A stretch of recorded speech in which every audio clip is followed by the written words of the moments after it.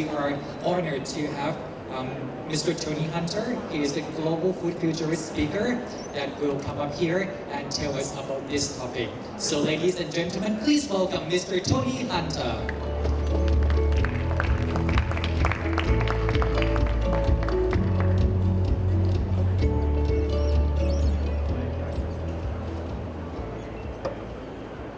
$8.2 billion.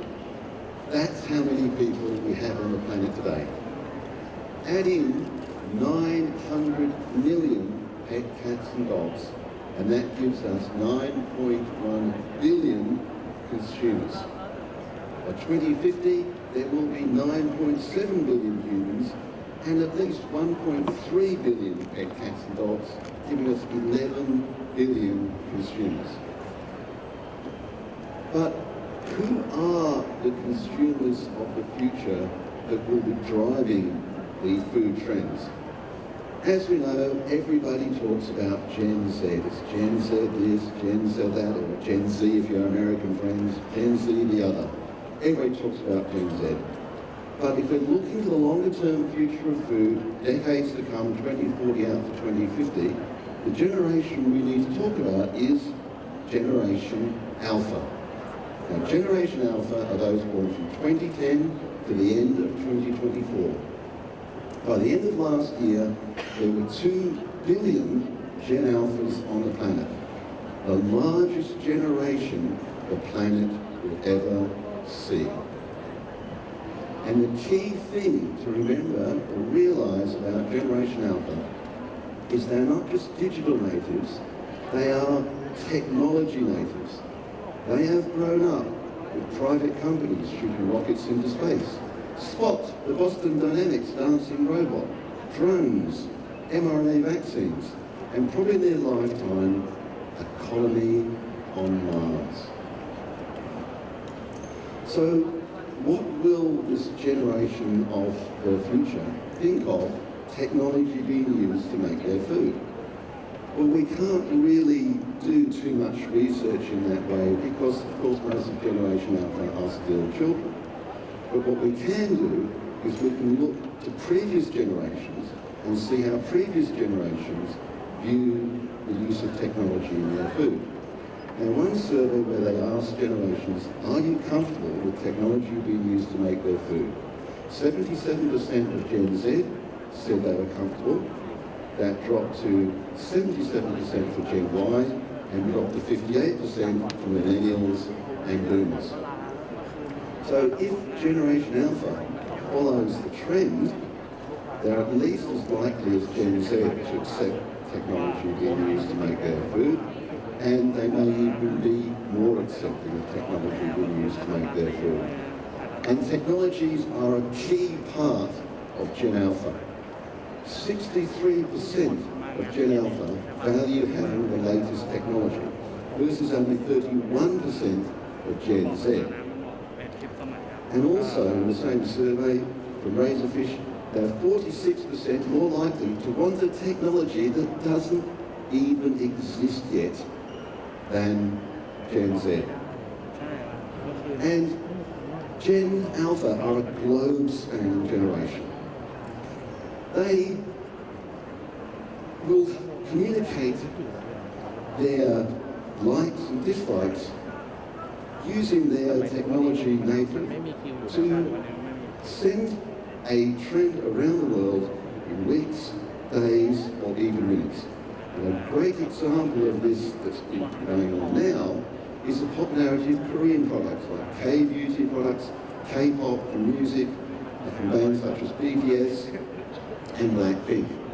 That is a signal of how Gen Alpha will drive the adoption of trends, consumer trends around the world very, very quickly. And don't think that, oh look, Tony, I'll just wait till they're 18. I'll wait until they're earning their own money, then I'll worry about Gen Alpha. If you do that, you will miss an entire generation. Who here has a Gen Alpha child or knows someone with a Gen Alpha child? Yeah? All the Gen Alpha parents I talk to say, yes, if my child wants to do something, usually we end up doing what they want, right? I was talking to a lady at a conference in New Zealand. She says, yes, pointed down to her skirt and said, my daughter helped me choose this skirt. So they don't have much purchasing power of their own, but they influence an enormous amount of purchasing power. In the US, 87% of millennial parents said their child influenced their latest purchase. So if you ignore Generation Alpha now, you do so at your peril. So if we look towards what Generation Alpha will want from their technologies, what will be the technologies that will have the most influence on them? It'll be genomics and the microbiome. Now, genomics is, of course, the study of the DNA, the whole genome of an organism, whether that's a human being or it's a chicken or a plant or anything else. And the biggest breakthrough that we had in genome sequencing was the sequencing of the human genome. In 2001, it cost $100 million to sequence one human genome. In 2022, and unfortunately that's the latest data available, it costs $600. It's forecast this year to be $100 to have your entire genome sequence. It will be, will I give up a coffee every day this month to have my genome sequenced? Okay, I drink too much coffee anyway, I think I'll have my genome sequenced.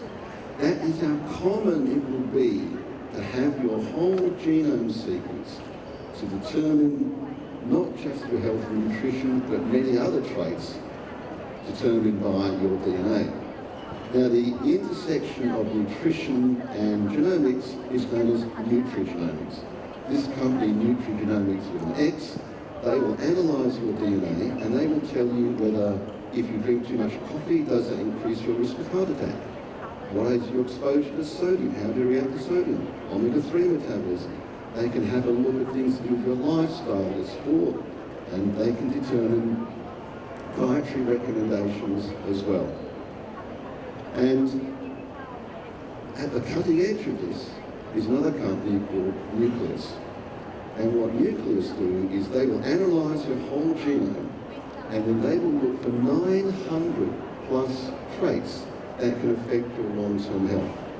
They can also integrate data from your smartwatches, your smart rings, other health devices to determine individual dietary plans, health recommendations and exercise recommendations.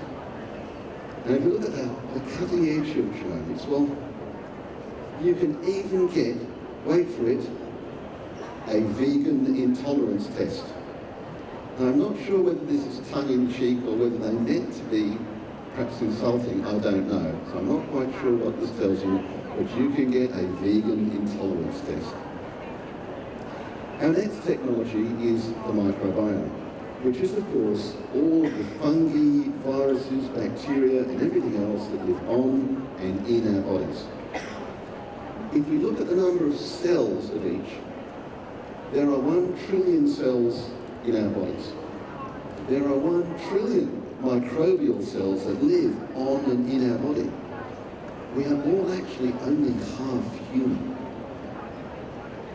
So if we only look after the human cells and not the microbial cells, we are only looking after 50% of our cells. Now, the science of the microbiome is sometimes called the microbiota, don't worry about the difference, is a pretty new field. It's only in the 2010s that things really started to accelerate. This is the number of papers published on the microbiome and the microbiota. In 2006, 138 papers. Fast forward to 2025, based on the number we've seen so far, extrapolate into 2020, end of 2025, 15,000 papers are going to be published. From 138 in 2006, 15,000 in 2025. So what is all this research showing? Well, it's showing that our microbiome has an enormous effect on our health, particularly our gut microbiome, which is 95% of our microbiome. Now, back in the dim, dark ages when I did my degree in microbiology, the only good microbe was a dead microbe, right? We could only kill everything on in our body. We could fulfill our true genetic potential. Wrong. Without our microbiome, we can only extract a small amount of nutrition from the food that we eat.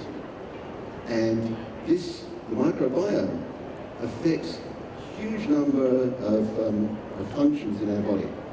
And it does so by producing metabolites, compounds in our gut, which interact with the vagus nerve, which runs from our gut to our brain. It can affect things like mood, psychological health, our immune system, our digestion, all sorts of things that affect our health and our nutrition. And what it's also shown us, the most important thing it's shown us, is that we are all highly individual in the way that we react to food. And that's because if you look at it, we only, in this whole in the whole of Bangkok, Thailand, the world, any two people will only share 35% of their microbiome. Even twins only share 37%. And if you look at this research where they fed people the same food and checked their blood glucose, now our friend Jane, the cookie spiked her blood glucose, right? The banana didn't. Lisa, the banana spiked her blood glucose and the cookie didn't. So much for common sense. That is how individual we are in our reactions to food. And this company called Bio, they will test your microbiome, and based on that, they will provide you with some detailed recommendations on the foods that you should eat to nourish your individual microbiome. Now, your microbiome is not actually static, so unlike your DNA, once you've got your whole genome, your microbiome can change depending where you live, urban, rural, what you eat. If you change country, if you move from Bangkok, you move to Sydney, I'd suggest your microbiome is going to change after a couple of years, and vice versa. So, again, we are all extremely individual. And that's the key thing to remember about our microbiome, as I say, is the individuality of it. And that's why we have companies like Body Granola, or products like Body Granola, by Calbee in Japan. They will test your microbiome, and then they will use their base granola mix, and based on your microbiome, they will add certain other products to that to nourish your individual microbiome. And if you're not getting enough fibre, a company called Z-Biotics. As they say, 95% of Americans, and I suggest a lot of people in industrialised countries, don't get enough fibre. They have genetically engineered a microbe that produces an enzyme called levan sucrase. What that does is, that actually breaks down sugar and turns it into fibre. So you can get fibre by eating sugar. Again, we're looking at cutting-edge stuff here. How well this actually works remains to be seen. But what we're looking for all the time is signals of what's coming in the future, right? At the cutting edge. Now, if you're not so worried about your fibre, you're getting plenty of fibre, but you do like the occasional party after names and sessions at THAIFEX or something, they have another product from Z-Biotics called pre-alcohol. They've genetically engineered this microorganism, so if you take it before you go out and drink, it will metabolize one of the byproducts of alcohol metabolism called acetaldehyde and break it down, and you won't have a hangover in the morning, or at least you'll feel much better. Now, I haven't tried it personally, only going in the US, but I have a colleague who tried it and he reckoned it works. Another personalised way of microbiome affecting your health and nutrition. So what will our consumers of the future, based on all these technologies, what will they want? They are going to want personalisation. And we're not talking the personalisation of 5 or 10 years, it's been around for a long time, just getting up and it tells you to eat lots of fresh fruit and vegetables, as we saw. Eating bananas may be good for one person, not good for another. So blanket diets are just not where it's at. So who here has a streaming audio or a streaming video system, Spotify or Netflix or something like that? Yep, people like that. Well, if you have, then like me, you get those emails that say, if you like this movie, you might like that movie. You like this artist or song, you might like that artist or song. Whether we realise it or not, personalisation is everywhere already. And I find a future where consumers say, please personalise everything for me, but not my food, to be a very, very unlikely future. Now, those are the two most influential technologies, but we have some accelerators which are driving these technologies ever faster. And one of them is one that we're probably all well aware of. It's the elephant in the room or whatever in most organisations these days, and that is AI. Wake up, Daddy Sean. Welcome, officer. Now, imagine having an AI like that. That's a true personal assistant. This is one from the Marvel universe. That's CEO Tony Stark's personal AI that helps him run his house, his business, his research, and many, many more things. It's called Jarvis.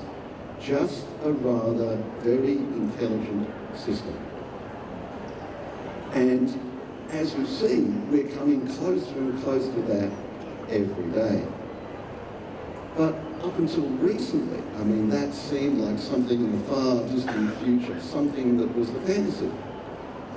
But then suddenly, like all exponential technologies, AI burst onto the scene in the form of ChatGPT.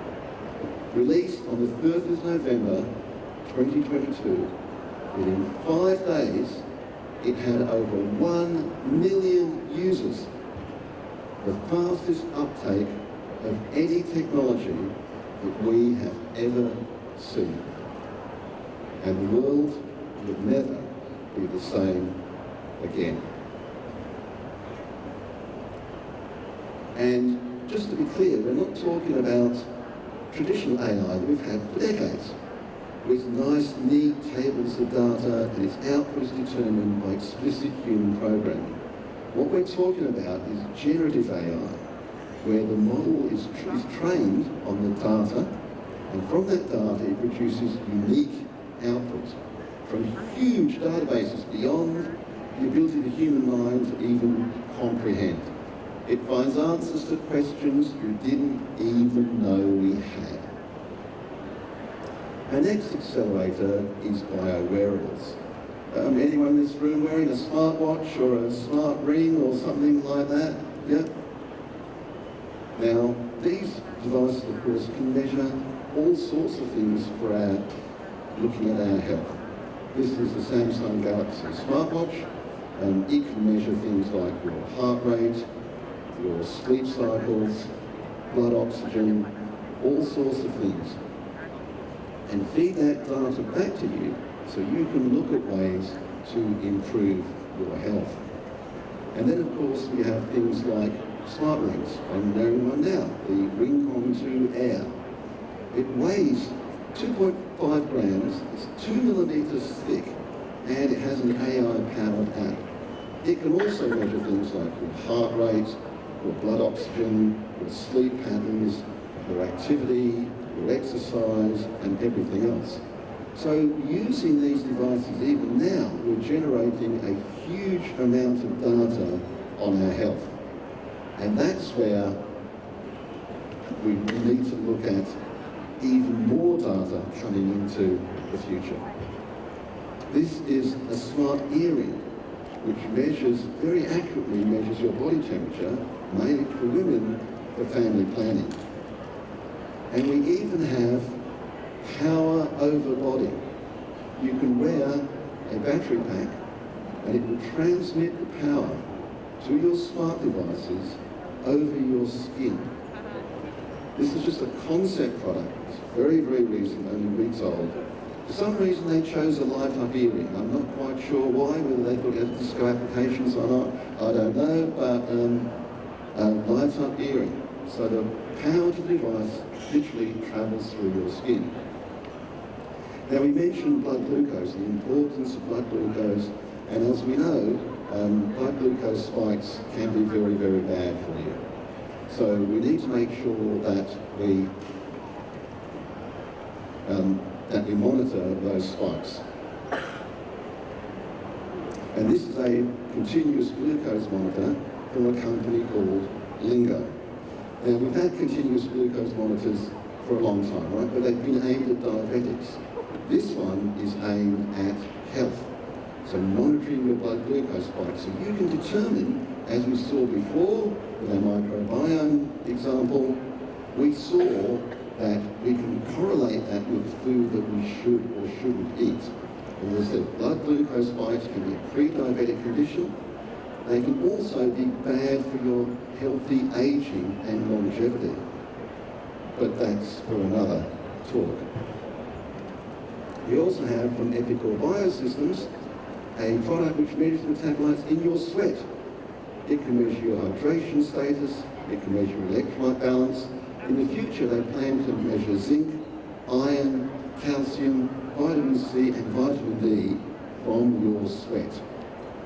And looking to the longer term future, we're even going to have wearable tattoos. The one in the top left-hand side there, that is a liquid metal tattoo that is also a biosensor. The other three are examples of e-skins, which are very, very thin plastic devices you can wear on your wrist or on your arm, and often powered again by your sweat. They need no power. So in the future, we're going to see a huge amount of data coming from sensors either on our bodies or perhaps even implants in our bodies. That's where something like virtual physiological twins, Harvey and Harvetta, come in. They can model 80,000 biochemical reactions, 26 organs, 6 blood types, and your microbiome to help monitor and predict how food will affect your health and nutrition. That's, of course, why we need a generative AI to help us crunch all that data and look for the patterns to enable us to optimize our health. And when we have billions of people with billions of data points every second, we're probably going to need something like quantum computing to have the power to give us real-time data. In the end, what we'll have is we'll be surrounded by an AI shell. That AI shell will look inwards at all the sensors and data on our health and nutrition, and look outwards to the rest of the world, probably talking to other generative AIs. And that's going to help us optimize our health and nutrition. And in case you think it's a bit far-fetched, have a quick listen to this talk from Imran Chowdhury from a company called Humane. Let's say you're health conscious, or you have certain types of food considerations. Let me just show you. Picked up one of these chocolates. Used to eat a ton of these when I was a kid. Can I eat this? A milk bar contains cocoa butter. Given your intolerance, you may want to avoid it. So I can't eat these anymore.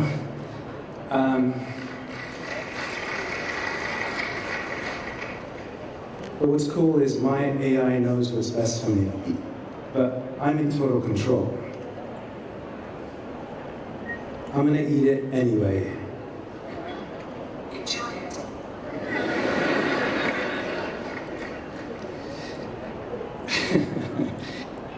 Now that product was released towards the end of November 2023. Unfortunately, some of you may know, that company has since been bought out by Hewlett-Packard. People didn't take to the product. They said, oh, you can't read it in bright sunlight. It's not always gives you the right answer from the AI. But hey, any cutting-edge company risks being before their time. Let's not forget where the mobile phone started. This is a Motorola Dynatac 8000X. It weighed 785 grams. It was 33 centimetres long, 9 centimetres deep, 4.5 centimetres wide, 30 minutes talk time, 8 hours standby. And look at what so many of you are holding in your hands right now. The AI pin is an absolute projection, a signal of what's coming in the future. And those three accelerators are going to have a major impact on our food and our nutrition. And they're going to accelerate the microbiome and the genomics amazingly. And we've covered a lot of ground today, but the key thing to remember is that these are science fact, not science fiction. Some of them are here now, some of them may take years, some of them may take decades to come to commercial reality. But all of these technologies are here now. It's true to say, today's reality is yesterday's science fiction. Imagine describing our reality today to someone, perhaps yourself, if you're old enough, in 2005, 20 years ago. They would have said it's science fiction. If you had told someone 50 years ago our reality today, they wouldn't have just thought it was science fiction, they'd probably have had you locked up. But it's this exponentially changing technologies that are going to make the coming decades the most exciting decades that we've seen for a long, long time. And it's Generation Alpha with their personalised AIs going to determine what this future looks like. Again, you might think the combination of Generation Alpha and generative AI is a little bit far-fetched, but it could easily become reality.